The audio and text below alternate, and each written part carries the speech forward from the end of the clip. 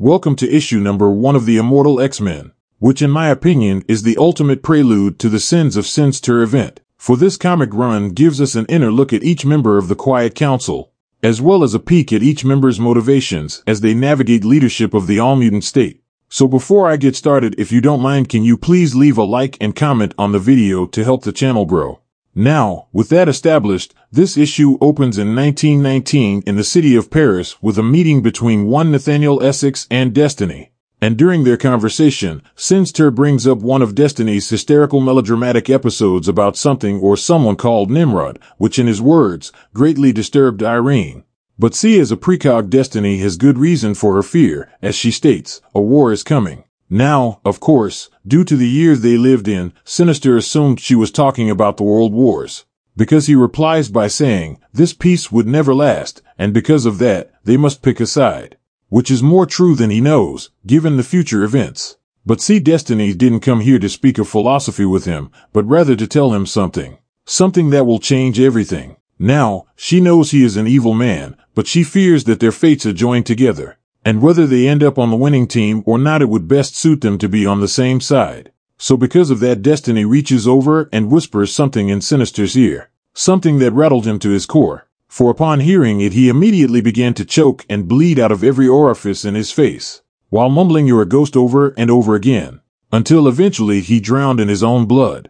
So following that traumatic experience, Mystique arrives on the scene as Destiny kneels by the body. For this was something Destiny didn't see coming at all. So out of curiosity, Raven asks her love what did she tell him exactly, which Destiny replies by saying, I beg you, don't ask again, and that she will tell her if she ever needed to know. So with those words, Destiny and Mystique joined arms as they walk away towards the sunset over Paris. Now following that odd turn of events, we skip over to current-day Krakoa, the city on the hill and a utopia for all mutants. And when we get there, we see Sinister in his secret lab.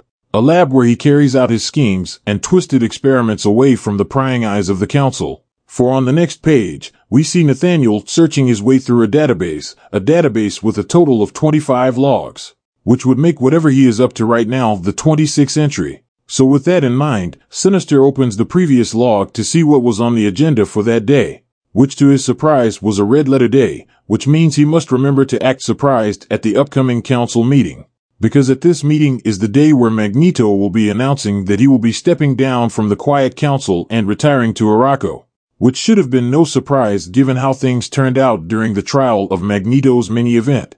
So given this huge development, Sinister, forever the scientist, took this opportunity to observe his fellow members of the Quiet Council's responses. So one by one he watched each member and broke down everything from their placement on the council to how each member felt about him, which as you may have guessed is not favorable. But their feelings towards him are irrelevant given the fact that he knows what makes all of them tick, as well as several key secrets they keep hidden from each other. Mainly the secret that Colossus is currently keeping, which involves him being a puppet to his brother alongside the Russian government.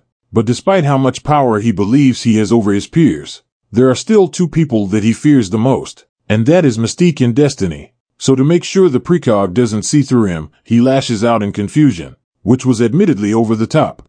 But anyway, one of the first people to speak up about Eric's departure was a jaded Emma Frost, because coming off of the Inferno event, Emma found out about the truth behind the Founding Fathers and Moria's secrets. So with a massive amount of mistrust, Emma proposes that Eric should have no say-so in his successor, which completely enraged him, for Magneto has given everything to help create their new island nation that they call home. So with Eric and Emma at a standstill, the only way forward was a vote, which so happens to lean in Emma's favor, with Emma, Exodus, Mystique, Destiny, Kate, Shaw, and Sinister himself voting to exclude Magneto. So with the council raining down their judgment, Magneto storms out the room as they prepare to look for his replacement without him.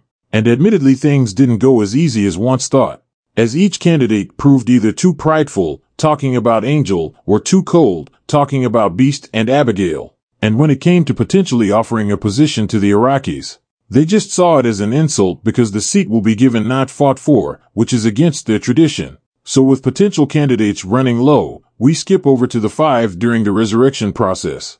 And just like always, it goes off without a problem. So with another mutant in the world, the team decided to take a little break before getting back to work. So while the team is taking 5, Exodus shows up to talk to Hope about something very important, because as we all know, he is a firm believer in Hope Summer being a messiah. And during this conversation, we find out that he isn't the only one, for a lot of mutants see the 5 as their saviors. But anyway, before we get to find out exactly what Exodus wanted with Hope, we skip back over to the council. And when we get there, we see yet another pitch for a council seat, but this time the one trying to get it is Selene, which on paper is a good candidate in my opinion, because during her pitch, Selene mentions that she would be a great replacement for Apocalypse, because of her affinity for magic, which is a good point given the fact that A, Krakoa shares borders with the mystical realms, and B, no one on the council has the ability to manipulate magic, which makes Krakoa vulnerable to anyone with a grimoire and a bad attitude. So with all that in her favor, she brings up yet another point which could be beneficial for the resurrection of those lost in Genosha. Because with her magical powers, she states that she could use it together with the 5 and bring all those lost back within a year versus a decade, which would be an amazing feat. So as the Quiet Council deeply starts to consider her pitch, Hope Summers shows up in the chamber interrupting Selene's pitch. Now in the beginning the council was like, wait your turn. But Hope wasn't having that, because for a better part of a year plus, Hope and the 5 were working their asses off, and while doing their duties a lot of things have been going on around them that the 5 weren't too sure about. But like good soldiers, they continue to push forward, and because of that, the 5 is basically the heart of the island. And as the heart of the island, the 5 deserve some form of representation on the council, which is true on every level. Because if for some reason the council chose to turn down Hope's pitch, the people of Krakoa would not be happy at all. Because the citizens of the island love the 5 and all they do, which in Hope's opinion is an easy answer. So as the head of the 5 exits the council chambers, Selene completely loses her mind at the injustice that just happened to her. Because she states that the external gates that reached Arakko were crafted by Apocalypse with the bones of her murdered peers. So in a not-so-vague threat, Selene tells the council what if the gate that connected Arakko to Krakoa just went away? And with that left in the air, Selene too exited the council room. So with both front-running candidates out of the room, the vote was officially on with Emma throwing her vote in on Hope along with the rest of the Hellfire Club. And of course, following that one would expect Exodus to also vote for his chosen messiah.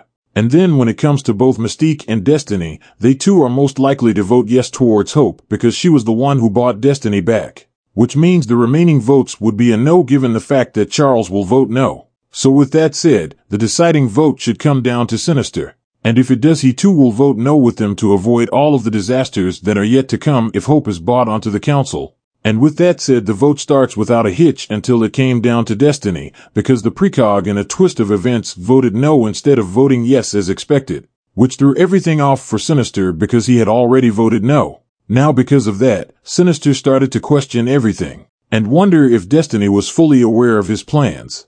Because with her voting no, Hope would ultimately be turned away, which is something Sinister can't have if he wants his plans to work.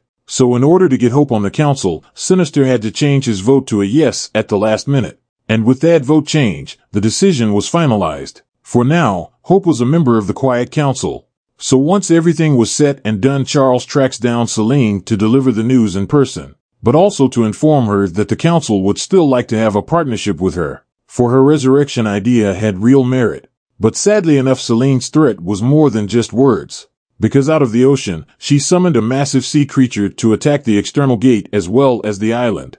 So within seconds, the beast began to rampage through the island, catching everything on fire as it went.